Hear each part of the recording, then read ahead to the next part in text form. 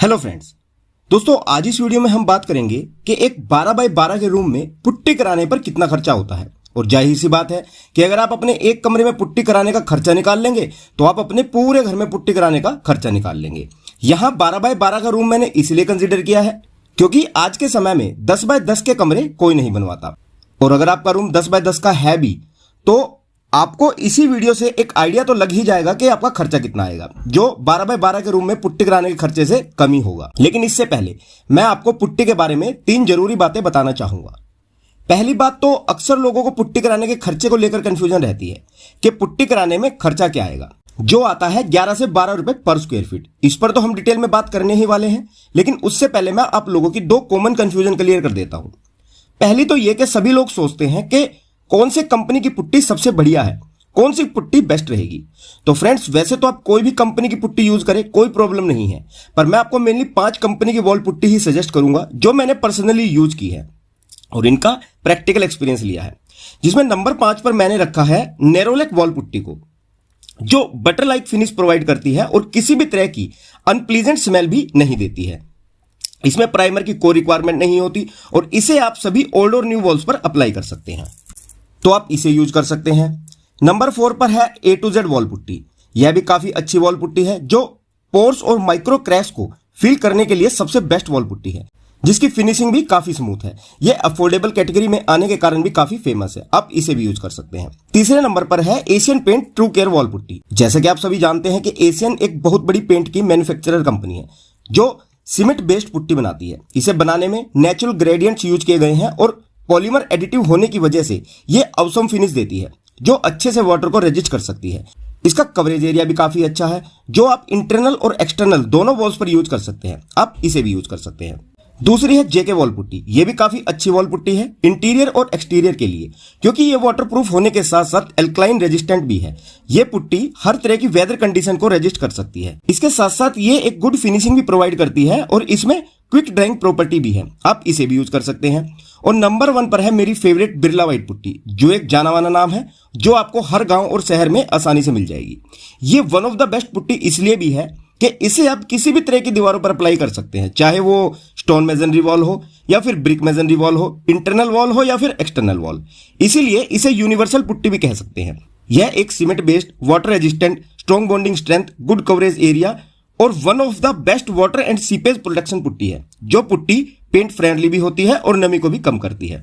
तो इन 5 में से आप कोई भी पुट्टी यूज कर सकते हैं, कोई प्रॉब्लम नहीं है। अब तीसरी बात आती है प्राइमर की, कि पहले पुट्टी करें या प्राइमर करना जरूरी होता है या नहीं पुट्टी करने से पहले। तो फ्रेंड्स, कॉन्ट्रैक्टर की तो ये जनरल प्रैक्टिस होती है कि पहले वो 1 कोट प्राइमर का करते हैं फिर पुट्टी। लेकिन पुट्टी के बैक पर मैन्युफैक्चरर गाइडलाइंस दी होती हैं कि पुट्टी करने से पहले आपको प्राइमर करना है या नहीं।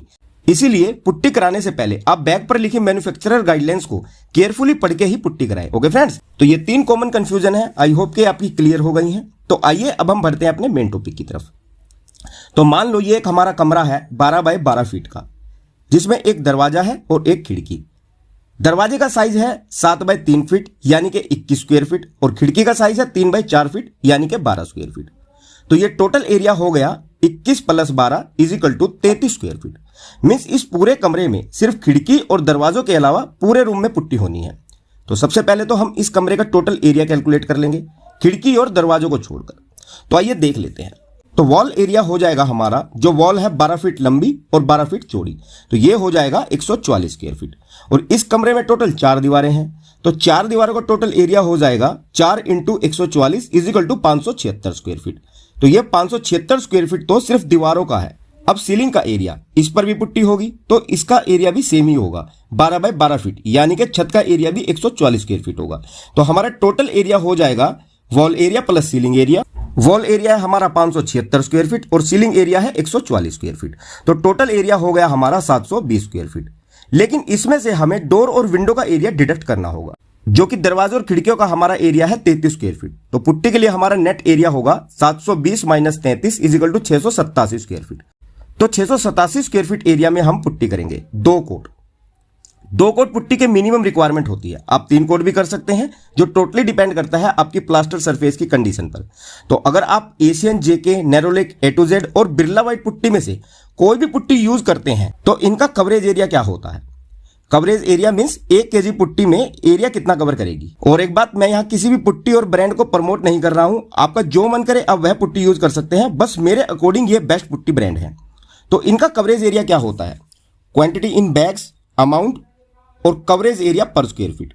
देखिए मार्केट में पुट्टी मेनली 4 तरह की पैकिंग में अवेलेबल है, 40 केजी, 20 केजी, 5 केजी और 1 केजी में, जिसमें 40 केजी का बैग आपको पड़ेगा अप्रोक्स 1100 रुपए का, 20 केजी का बैग आपको पड़ेगा अप्रोक्स 650 रुपए का, 5 केजी का बैग आपको पड़ेगा अप्रोक्स 180 रुपए का और 1 केजी का बैग अप्रोक्स 45 रुपए का। मीन्स जितनी छोटी पैकिंग आप लेंगे ये आपको उतनी ही कॉस्टली पड़ती है। तो अगर आपका एरिया ज्यादा है तो आप पुट्टी इकट्ठी ले लेंगे तो बेस्ट रहेगा। अब अगर इसका कवरेज एरिया देखें तो 2 कोट के लिए आपकी पुट्टी 1 केजी में एरिया कवर करेगी अप्रोक्स 10 से 12 स्क्वायर फीट और 3 कोट में अप्रोक्स 6 से 8 स्क्वायर फीट एरिया पर केजी में। इट मीन्स एक 40 केजी के बैग में आपका एरिया कवर हो जाएगा लगभग 400 से 480 स्क्वायर फीट अगर आप 2 कोट पुट्टी करवाते हैं, और 240 से 320 स्क्वायर फीट एरिया अगर आप 3 कोट पुट्टी करवाते हैं। तो हमारा नेट एरिया है 687 स्क्वायर फीट। तो इसके लिए हमारी पुट्टी लगेगी अप्रोक्स 60 केजी से 70 केजी तक। आप 40 केजी के 2 बैग पुट्टी लेकर चलो वेस्टेज के साथ, तो एक 40 केजी का बैग अप्रोक्स 1100 रुपए का पड़ता है, तो 2 बैग के लिए ये हो जाएगा अप्रोक्स 2200 रुपए। तो एक 12 बाय 12 के पूरे रूम में पुट्टी लगेगी अप्रोक्स 2200 रुपए की प्लस लेबर कॉस्ट। और अगर आप खुद से लेबर पकड़कर पुट्टी करवाते हैं तो लेबर लेती है पुट्टी कराने का 5 से 7 रुपए पर स्क्वायर फीट 2 कोट के लिए, और 7 से 10 रुपए स्क्वायर फीट 3 कोट पुट्टी करने के लिए। तो हमारा टोटल एरिया है 687 स्क्वायर फीट इंटू अगर एवरेज लेबर रेट भी पकड़े 8 रुपए पर square feet is equal to 5496 रुपए और अप्रोक्स 5500 रुपए। यानी कि पुट्टी कराने में लेबर कॉस्ट मेटेरियल कॉस्ट से ज्यादा पड़ती है। तो एक कमरे में पुट्टी कराने का लेबर प्लस मेटेरियल का टोटल खर्चा हो जाएगा 2200 प्लस 5500 इज इक्वल टू 7700 रुपए। तो हमारे एक 12 बाय 12 के रूम में अप्रोक्स 7700 रुपए का खर्चा आएगा। Means 7700 divide 687 is equal to 11.20 और अप्रोक्स 12 रुपए पर स्क्वायर फीट। तो अगर हम यही डायरेक्ट कॉन्ट्रैक्टर को दे दें विद मेटेरियल तो वो ले लेगा आपसे 15 से 20 रुपए पर स्क्वायर फीट। अब आपको डिसाइड करना है कि आपको ये काम कैसे करना है। और लास्ट में कुछ इंपॉर्टेंट टिप्स। पहली बात तो पुट्टी खरीदते समय इसके बैग पर इसकी मैन्युफैक्चरिंग डेट को जरूर चेक करें। यह 6 महीने से पुरानी नहीं होनी चाहिए, नहीं तो इसकी स्ट्रेंथ कम हो जाती है। दूसरा, पुट्टी खरीदते समय ही बैग पर कवरेज एरिया चेक करके उसी हिसाब से पुट्टी खरीदें कि आपकी कितनी पुट्टी लगेगी। तीसरी बात, पुट्टी अप्लाई करने से पहले दीवारों को अच्छे से साफ कर लेना है, इन पर किसी भी तरह की सीमेंट धूल मिट्टी न लगी हो। चौथी बात, एक ही बार में ज्यादा क्वांटिटी में पुट्टी मिक्स नहीं करनी चाहिए, उतनी ही पुट्टी मिक्स करें जितना आप 30 से 40 मिनट में यूज कर सकते हैं। पांचवा, पुट्टी में पानी 2:1 की रेशो में मिलाना है, यानी कि 1 केजी पुट्टी में 35 से 40% पानी ही मिलाना है, यानी कि 1 केजी पुट्टी में आधा लीटर से ज्यादा पानी नहीं मिलाना है। छठा, पहला कोट करने के बाद आपको 4 से 5 घंटे बाद ही दूसरा कोट अप्लाई करना है। और लास्ट कि पुट्टी होने के बाद पेंट से पहले आपको इसकी बेटर फिनिशिंग के लिए सैंड पेपर से इसे अच्छे से घिसाई कर लेनी है, उसके बाद ही आप इस पर पेंट कराएं। तो पुट्टी कराते समय आपको इन 7 बातों को जरूर ध्यान में रखना होता है। तो आई होप कि दी गई जानकारी आप लोगों के लिए यूजफुल रहेगी। तो अगर जानकारी पसंद आई हो तो वीडियो को लाइक करें, और ज्यादा ही पसंद आई हो तो इसे ज्यादा से ज्यादा शेयर भी करें, ताकि यह जानकारी और लोगों के भी काम आ सके। और अगर आपकी कोई क्वेरी हो तो हमें कमेंट कर सकते हैं।